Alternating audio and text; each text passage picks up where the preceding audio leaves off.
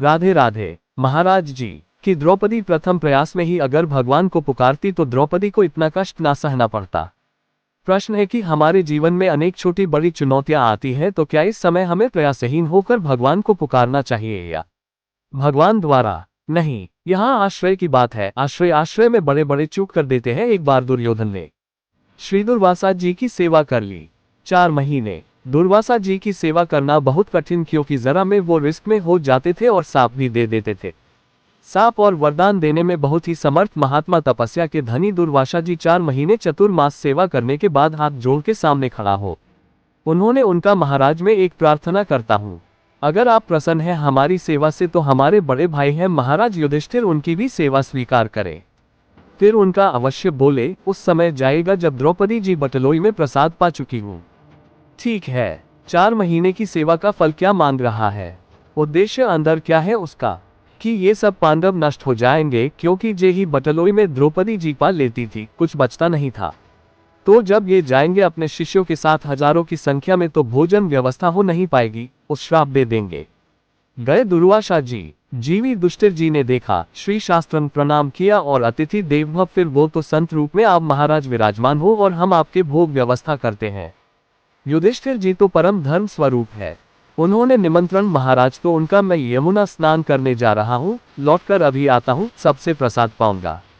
अभी दृष्टि के अंदर गए द्रौपदी से, जो हम तुम्हें बताना चाहते हैं, पूछा कि बटुई में पा लिया, उनका पा के धोके रख दिया, वो मूर्छित हो के गिर जाए कि कोई दूसरा महात्मा होता तो विनय भी की जा सकती, तो दुर्वासाएं तो प्रसिद्ध है, बहुत जल्दी क्रोध कर लेना इनका स्वभाव है, वैसी वनवास में कष्ट पार है, जरूर कोई ना कोई शाप दे देंगे। अच्छा, बट लोई में अगर अनाथ द्रौपदी जी पावे तो जो चाहे वो जीतने का, चाहे वो सूर्य भगवान का वरदान था। अब पा लेने के बाद फिर कुछ नहीं निकलेगा, और उस समय इतने महात्माओं के लिए कदमूल फल भी लाना संभव था। 1-2 महात्मा होते तो इसलिए बहुत व्यथित हो गए कि आज धर्म का रक्षा कर पाना, धर्म की वृत्ति का, अतिथि देवो भव, उनको निमंत्रण अब कैसे?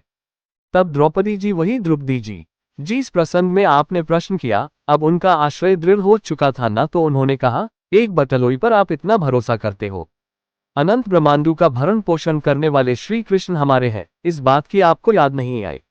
देखो, अभी समस्या का समाधान होता है। एक क्षण एकदम एकाग्र ही श्री कृष्णचंद्र जी का जो ही ध्यान किया, तो देखा पीतांबर फेराती है यार। आय कृष्णा, भूख लगी, कुछ पवाओ।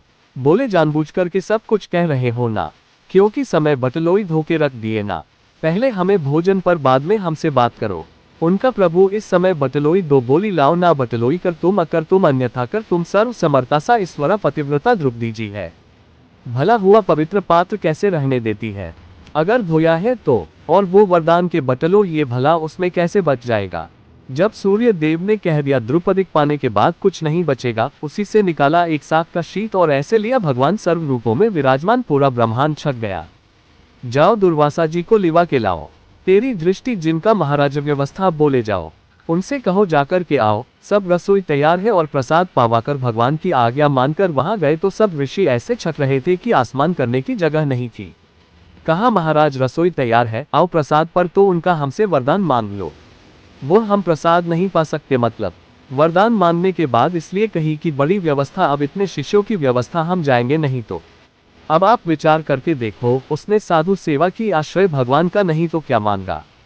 उनके विनाश के बाद पांडवों के भक्तों के विनाश द्रौपदी जी एक बार अनुभव कर चुकी है, इसलिए तत्काल उन्होंने भगवान का सारे प्रयास की सफलता श्री भगवान से होती है। तो ऐसा नहीं कहा जाता कि कायब बन के बैठ जाओ, ये नहीं कहा जाता, पर भरोसा आपका श्री भगवान होना चाहिए। कोई व्यक्ति नहीं, चूक कहाँ हुई बटलोई भरोसा, चूक कहाँ हुई पत्तियों का भरोसा। आंतरिक वृत्ति की बात कह रहा हूँ, अपने बाहुबल का भरोसा आप समझ पा रहे, कहीं भी कर्तव्य कर्म ना करने की बात नहीं कही गई। कर्मण्यवाद का रास्ते फल की इच्छा में समान रहने की बात सिखाई भगवान ने, और कर्तव्य कर्म दृढ़ता पूर्वक करने की बात कही है, और भागवत आश से। अब हम लोग क्या करते हैं, अगर कोई विपत्ति आए तो हमारा चिंतन कहाँ जाएगा? बस चिंतन फाइनल करता है, आप किनके हो या उनका फोन नंबर है, ना बात करो ना। हाँ, चूक हो गई।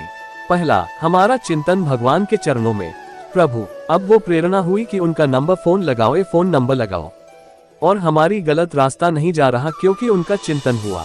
उन्होंने कहा, मैं इस रूप में संभालूंगा, कौन करो। अगर प्रभु को भूल गए और फिर किसी काल ने आश्रय हुआ तो शरण गति में कलंक लग जाएगा और बात बननी असंभव हो जाएगी, क्योंकि जिसको तुम फोन कर रहे हुए कल्पज्ञ है वो एक देसी है, वो अल्प सामर्थ्य वाला है, और हमने जो आश्रय लिया वो सर्वज्ञ है, वो सर्वदेशी है और सर्व सामर्थ्य वाला है। वो किसी को भी निमित्त बनाकर हमारा कार्य जो असफल है उसे सफल कर सकता है।